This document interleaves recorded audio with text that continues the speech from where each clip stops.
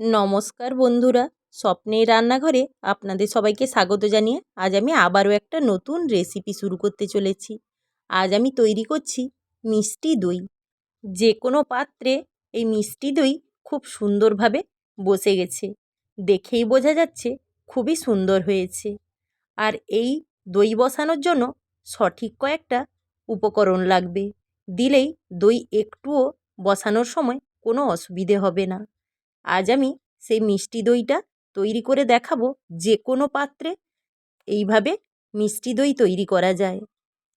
আজকের এই মিষ্টি দইটা দেখতেও যেমন সুন্দর হয়েছে, স্বাদেও কিন্তু অসম্ভব সুন্দর হয়েছে। মিষ্টি দই তৈরির জন্য সবার প্রথমে গ্যাস অন করে আমি একটা কড়াই বসিয়ে দিলাম। কড়াইয়ের মধ্যে আমি 1 লিটার প্যাকেট দুধ দিচ্ছি। আমি 1 লিটার দুধের অনুপাতেই তৈরি করব। এই দুধটা খুব ভালো করে ফুটিয়ে নেব, খুব বেশি ঘন করার দরকার নেই। ফুটে উঠলেই আমি এটা নামিয়ে নেব।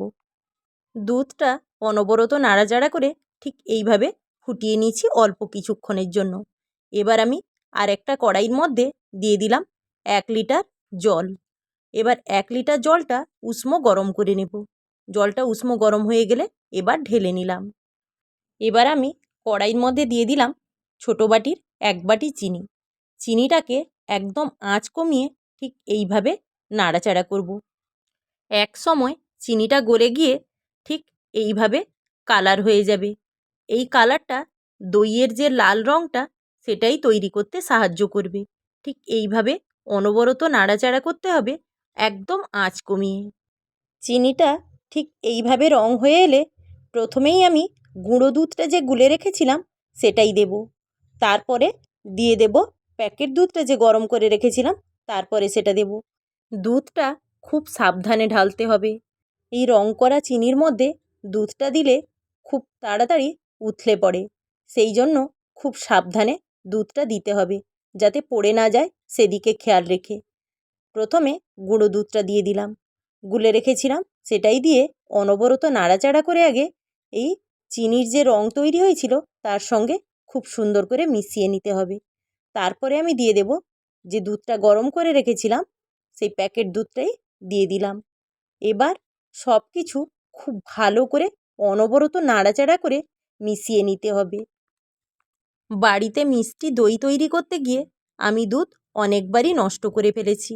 ঠিকঠাকভাবে কোনোবারই সেইভাবে দই বসাতে পারিনি। কিন্তু আজ আমি যেভাবে মিষ্টি দইটা বসাচ্ছি এভাবেও বারবার তৈরি করি। এইভাবে দইটা তৈরি করলে জমাটটা যেভাবে বাঁধে আর সুস্বাদুটাও সেইভাবেই হয়।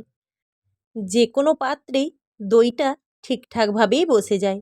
একটুও কোনো জায়গাতে অসুবিধে হয় না যে মাটির ভাঁড় ছাড়া দই বসবে না, সেভাবে ভাবাই যায় না।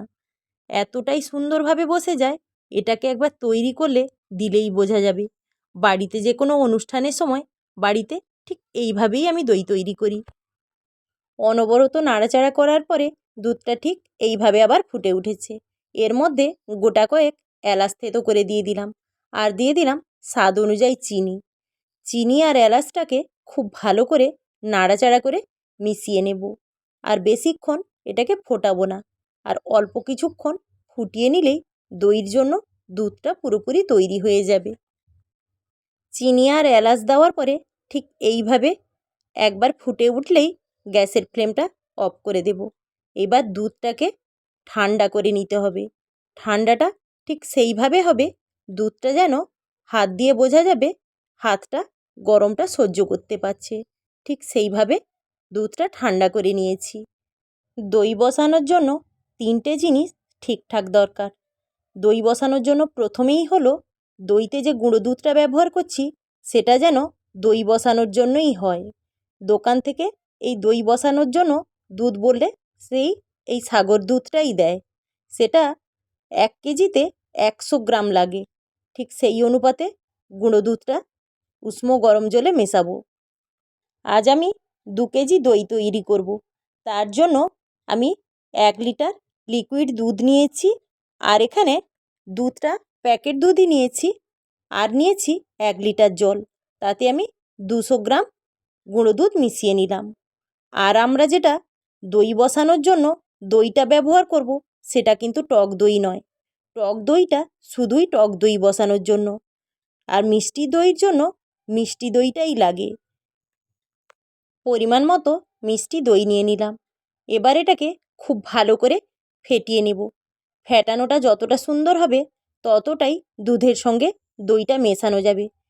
দইটা ফেটানোর সময় খেয়াল রাখতে হবে একটুও যেন দানা না থাকে। খুব সুন্দর করে ঠিক এইভাবে ফেটিয়ে নেব। এবার দুধের মধ্যে ফেটানো মিষ্টি দইটা দিয়ে দিলাম। দইটা দেওয়ার পরে খুব ভালো করে দুধের সঙ্গে মেশাতে হবে। একটু সময় নিয়েই করতে হবে। খুব সুন্দর করে ঠিক এইভাবে মিশিয়ে নেব। দুধের সঙ্গে দইটা খুব ভালো করে মিশিয়ে নিয়েছি।